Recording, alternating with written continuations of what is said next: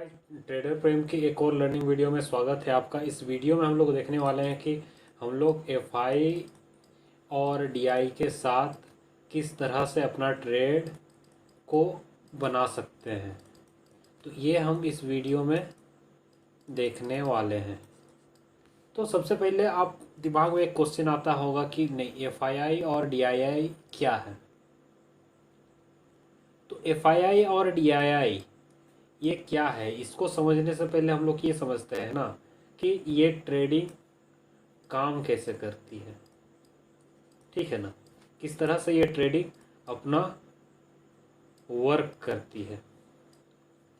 अगर कोई ए है, ए कैटेगरी में जो पैसा अपना लूज कर रहा है वो आ जा रहा है, ठीक है। और कोई एक दूसरा कैटेगरी है मेरे पास बी, जिसमें कौन से लोग आ जाते हैं जो अपना पैसा गेन कर रहे हैं, ठीक है। ये कैटेगरी बी में है और कैटेगरी ए है मेरा किसमें जो लोग अपना पैसा लॉस कर रहे हैं, ठीक है। अगर कोई आदमी अपना पैसा लूज कर रहा है तो वो किसी बी की कैटेगरी के पास जा रहा है, उस आदमी का पैसा जो कौन गेन कर रहा है, ठीक है। इसको और अच्छे से समझते हैं। आपने एक सुना होगा कि नहीं, 95% से ज़्यादा ट्रेडर ऐसे हैं जो अपना पैसा क्या कर रहे हैं, लॉस कर रहे हैं। और सिर्फ 5% ही ट्रेडर ऐसे हैं जो कि प्रॉफिटेबल हैं, जो क्या कर रहे हैं, गेन कर रहे हैं। तो 5% जो अपना ट्रेडर है वो कैसे अपना पैसा गेन कर रहे हैं।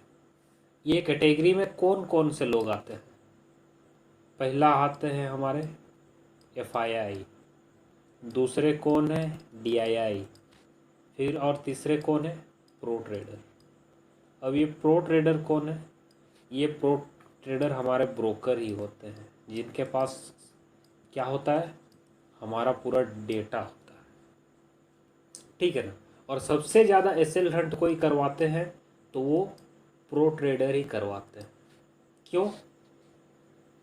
क्योंकि ट्रेडिंग में कभी भी ना पैसा बाहर से नहीं आता है। वो किसी का पैसा, किसी ए का पैसा किसी बी के पास जा रहा है, किसी अगर बी लूज कर रहा है अपना पैसा तो ए के पास जा रहा है।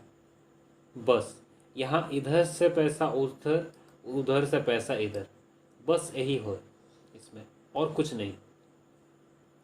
अब 95% की कैटेगरी में कौन लोग आ जाते हैं, रिटेल ट्रेड। क्यों? क्योंकि एक रिटेलर के पास इतना पैसा नहीं है ना कि वो मार्केट को अप या फिर डाउन ले जा पाए। इतना पैसा एक रिटेलर के पास नहीं है। क्यों? क्योंकि इसके पास मुश्किल से 10,000 से लेके 20,000, 30,000, 30 लाख, 2 करोड़, 1 करोड़, उस तरह का ट्रेड अकाउंट होता है। और एक एफआईआई, डीआईआई और प्रो ट्रेडर के पास उनका मिनिमम अकाउंट कितना, 10,000 करोड़ का होता है मिनिमम। इससे ऊपर का उनका क्या होता है, ट्रेड अकाउंट होता है। तो इनके पास ये कैपेसिटी होता है कि ये मार्केट को या तो अपसाइड या फिर डाउन साइड मूव करवा सकते हैं। तो इसीलिए बहुत सारे के मन में ये डाउट होगा, क्या एफआईआई और डीआई का डेटा काम आता है। तो मैं बोलता हूँ हाँ, काम आती है इनका डेटा। वो क्यों काम आती है, अगर किसी कहीं पर एफआईआई बाय कर रहे हैं, अगर किसी एक पोजीशन पे एफआईआई क्या कर रहे हैं, बाय कर रहे हैं, तो उनके पास कुछ तो कन्विक्शन होगा, क्योंकि ऐसे ही तो कहीं वो बाय नहीं करेंगे। अगर कहीं पर एफआईआई है या फिर ऑपरेटर मान लेते हैं, एक ऑपरेटर सेल कर रहा, तो उनके पास मार्केट का कुछ तो कन्विक्शन होगा, तभी वो अपना पैसा लगा रहे हैं। क्यों? क्योंकि उनके पास बहुत अच्छा एक सेटअप है, एक बहुत अच्छी टीम है। तो ये हम देखने वाले हैं इस वीडियो में कि हम लोग इनको किस तरह से फॉलो कर सकते हैं। ठीक है। एक ऑपरेटर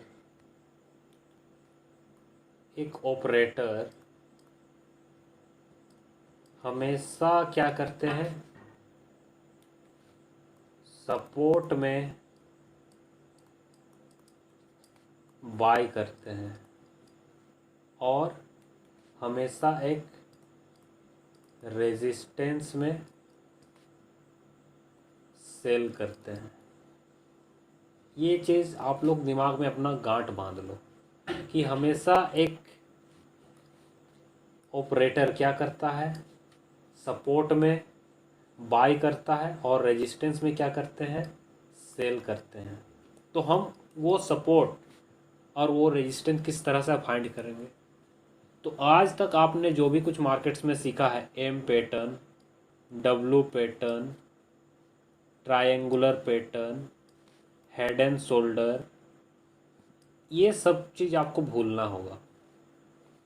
क्यों भूलना होगा मैं बताता हूँ। अगर हमें कहीं पर एम पैटर्न इस तरह से बनता हुआ दिखाई दे रहा, तो यह एक पैटर्न एक ऑपरेटर को भी बनता हुआ दिखाई दे रहा। और मैंने बताया ट्रेडिंग में कभी भी पैसा बाहर से नहीं आता है। किसी ए का पैसा किसी बी के पास जाता है और किसी बी का पैसा किसी ए के पास आता है। कोई अपना पैसा लूज कर रहा है तो कोई उस पैसे को गेन कर रहा है, बस। तो इसीलिए एक ऑपरेटर हमेशा 5% की कैटेगरी में आता है। वो इसलिए आता है क्योंकि हमेशा वो क्या करता है, एक रिटेलर को ट्रैप करता है। अगर एक रिटेलर ट्रैप होगा तभी उनका पैसा बनेगा। अगर एक रिटेलर ट्रैप नहीं होगा तो वो उनका पैसा नहीं बनेगा। अगर वो कहीं लोग अगर एक ऑपरेटर किसी एक पॉइंट पे 1000 करोड़ की खरीदारी कर रहे हैं तो वह क्या करेंगे, एक रिटेलर को भी इतना पैसा 1000 करोड़ का इन्वेस्टमेंट करवाएंगे। ठीक है, तभी इनके पास पैसा बनेगा। क्यों, एक रिटेलर जब लूज करेगा अपना पैसा तो इनका क्या होगा, प्रॉफिट होगा। ठीक है।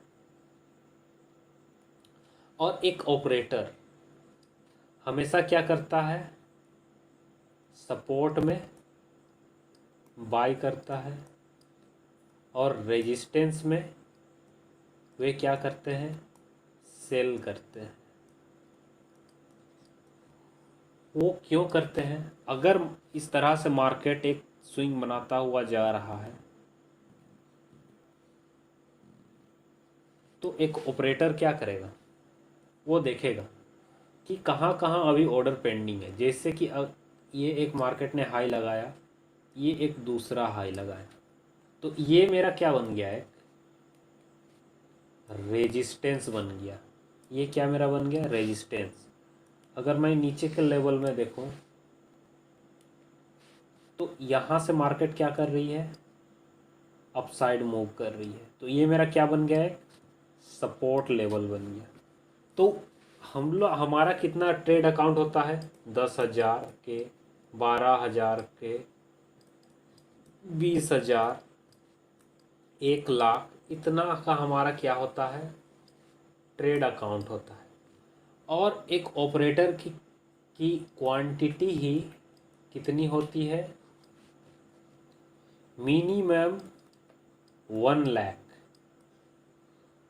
ये मैंने बहुत कम बोल दिया, उनकी क्वांटिटी ही 10 लाख 20 लाख की होती है। तो ही मार्केट क्या करता है, जब किसी एक सपोर्ट लेवल पे आता है तो मार्केट रिएक्ट करता है। इस तरह से क्या करता है, रिएक्ट करता है। वो इसलिए करता है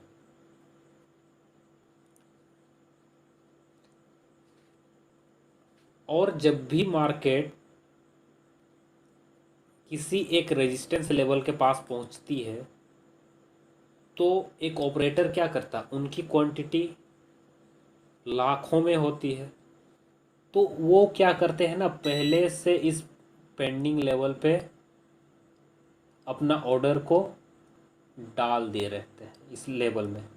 इसीलिए जब भी मार्केट कहीं पर हाई लगाया है और दूसरी बार उस हाई को मार्केट टच करने जाती है, तो वहाँ से फिर रिएक्ट होके मार्केट डाउन साइड मूव करती है। तो हमें क्या दिखता है, एक एम पैटर्न दिखता है, same as it is W pattern में। हमें अगर कहीं पर डब्लू पैटर्न बन रहा है तो यहाँ क्या किए हैं, एक ऑपरेटर बाय करके बैठे हैं। अब अगला पॉइंट हमें इसलिए मिलता है क्योंकि वो अगेन यहाँ एक ऑपरेटर बाय किया हुआ है। इसलिए मैंने बोला कि अगर कहीं पर एम पैटर्न या फिर डब्लू पैटर्न या फिर हेड एंड शोल्डर बन रहा है तो ये सारी चीज़ों को हमें क्या करना है, इग्नोर करना है। अगर कहीं पर एम पैटर्न बन रहा है ना, तो हमारे दिमाग में ये होना चाहिए कि नहीं, ये बाय डिफ़ॉल्ट बन जा रहा है एम पैटर्न, ये मार्केट नहीं बना रहा है एम पैटर्न। ठीक है ना। अब हम लोग लाइव चार्ट में देखते हैं कि हम एक ऑपरेटर के साथ किस तरह से अपना एंट्री बना सकते हैं। तो ये मैंने बैंक निफ्टी का चार्ट ले लिया है।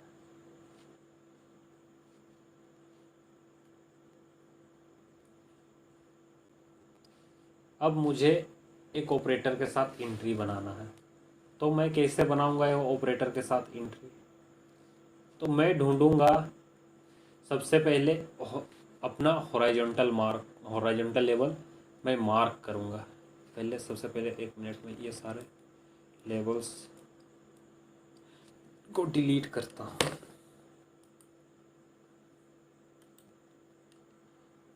ये अब मैं देखूंगा कि कहाँ कहाँ ऑर्डर पेंडिंग है।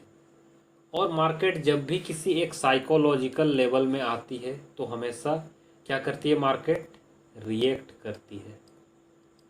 ठीक है ना। अब साइकोलॉजिकल नंबर क्या है मेरा, आज आप जैसे देखोगे कि मार्केट 44,500 के जब भी आस पास पहुँचती थी, वहाँ हमें क्या देखने को मिला, मार्केट में एक स्ट्रगल देखने मिला। वो क्यों देखने मिला, ये मार्केट का भी ऑल टाइम हाई चल रहा है, ऑल टाइम। इसके ऊपर कभी मार्केट ने क्या सस्टेन नहीं कर पाई है। तो इससे हमें क्या कन्विक्शन मिलती है कि नहीं, यहाँ पर बहुत सारे ऐसे पेंडिंग ऑर्डर हैं जो अभी भी ट्रिगर नहीं हुए हैं। और इसलिए जब भी मार्केट इस लेवल में आप पहुँच रही है, वहाँ से हमें एक डाउनसाइड मूव देखने मिल रहा है। क्योंकि यहाँ देखिए, ये इसने पहला टाइम टच किया, रिजेक्ट हुआ, ये यहाँ दूसरा, यहाँ इसने तीसरी बार, यहाँ इसने चौथी बार इस लेवल को क्या रेस्पेक्ट दिया है। और जितनी बार ये इस लेवल को मार्केट रेस्पेक्ट देगा, उतना ही ये लेवल क्या होगा, कमज़ोर होते जाएगा। क्यों होगा, क्योंकि ऑर्डर ट्रिगर होते जाएंगे। जो पेंडिंग ऑर्डर ऑपरेटर ने लगाया है वह क्या होंगे, ट्रिगर होते जाएंगे। अगर जब भी मार्केट कहीं पर एक रेजिस्टेंस लेवल बनाई है, तो जैसे ही उस लेवल को टच कर रही है, हमें क्या करना है, पुट के साइड ऑर्डर बनाना है। और जब भी मार्केट किसी एक सपोर्ट लेवल में आती है, तो हम क्या करेंगे, कॉल की पोजीशन बनाएंगे। ठीक है। और जब भी एक ऑपरेटर रिटेलर को ट्रैप करते हैं, तो वो हमेशा क्या करते हैं, एक सपोर्ट में और एक रेजिस्टेंस में ही ट्रैप करते हैं। क्यों, क्योंकि ऑपरेटर को पता है एक रिटेलर यहीं पे ऑर्डर लगाएगा। तो वो क्या करेंगे कि एक रिटेलर का या तो अकाउंट वाइप करेंगे जो विदाउट एसएल में डील ले रहे, या फिर उनका एसएल लेंगे। तो इसलिए हमें क्या करती है मार्केट, किसी एक ब्रेकआउट लेवल में या फिर ब्रेकडाउन लेवल में, किसी एक सपोर्ट में या फिर रेजिस्टेंस में जब भी मार्केट आती है, तो हमें सबसे पहले क्या करती है, ब्रेकआउट दिखाती है उस लेवल का, और उसके बाद क्या कर, कुछ देर तक 5 से 10 मिनट ट्रेड होता है, फिर ये अपसाइड भाग जाती है सपोर्ट लेवल में, और रेजिस्टेंस में भी सेम, या फिर मार्केट क्या करेगी, इस लेवल तक पहुंचेगी ही नहीं और वहीं से फिर वो रिवर्सल लेना स्टार्ट कर लेती है। क्यों? क्योंकि अगर उस लेवल तक ना पहुंचे तो एक रिटेलर पैसा ही ना लगाए। एक रिटेलर क्या सोचेगा कि नहीं, मार्केट सपोर्ट तक आया नहीं है, अब ये दोबारा आएगा, अब ये रिवर्सल लेने खोज रहा, तो मैं यहाँ से ये बाय के साइड ट्रेड देखूँगा। ये एक मेरा क्या है, रेजिस्टेंस लेवल है। अगर इसको और अच्छे से समझते, यहाँ अगर आप ध्यान से देखोगे, ये एक 75 मिनट का चार्ट है। अगर मैं इसी को 1 आवर चार्ट कर दूं,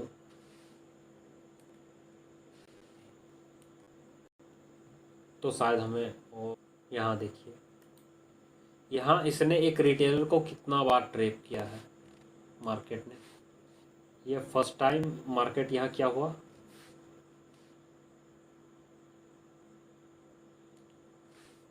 यहाँ एक सपोर्ट बनाती है, फिर यहाँ इसने क्या किया, एक रिटेलर को ट्रैप किया, यहाँ इसने क्या किया, ब्रेक डाउन दिखाया, फिर अगले ही पॉइंट पे क्या, मार्केट ऊपर भाग गई, फिर अगेन इसने ब्रेकआउट और टेस्ट दिया।